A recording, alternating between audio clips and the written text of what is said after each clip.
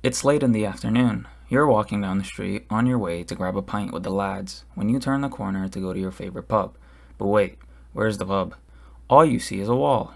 A wall made of beer. No, this isn't a commercial for Pelican Brewing. This was the London beer flood. On October 17th, 1814, in St. Giles, London, a vat of beer in Horseshoe Brewery exploded. It had so much force that it destroyed the roof of the brewery and also led to several other vats of beer being burst open. To give you a sense of scale, here is a picture of a vat next to Frodo and Sam. Because the vats were so large, it is estimated that over 320,000 imperial gallons of beer flooded the streets.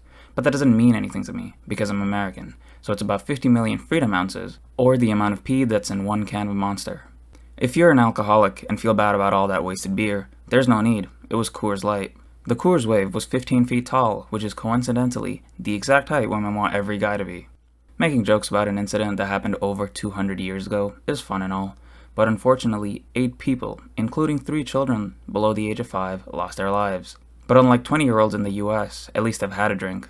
After the flood settled down a bit, there were some people in the streets collecting beer in their Tupperware containers, planning to make kombucha and take it into work the next day. Others were just standing around, drinking. And in a cruel twist of fate, which was a surprise to absolutely no one, there were reports of mass drunkenness and alcohol poisoning. Even after all the beer was gone, there was a stench in the streets that persisted for months. Some comparisons have been made to Mardi Gras, and others have said it was almost as bad as a frat house.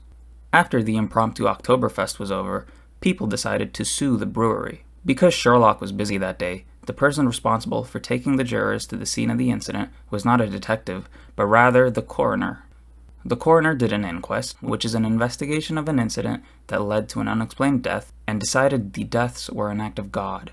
The jury did a straw poll and decided they wanted pizza for lunch. Oh, and also that the deaths were an accident. So the owners of Horseshoe Brewery didn't have to pay any compensation. They did, however, have £23,000 in losses, which included broken vats, the wasted beer, structural, and emotional damages. Fortunately, they were able to get a tax break in the form of Her Majesty's excise, which prevented them from going bankrupt. The tax break totaled £7,250, or in today's money, I'm not going to calculate that. I know it doesn't make up for all that lost money, but at least they got an 88 on Beer Advocate. If you guys like videos like this, make sure to subscribe. And if you have any topics you'd like me to talk about, leave them in the comments down below. I'll make sure to ignore them.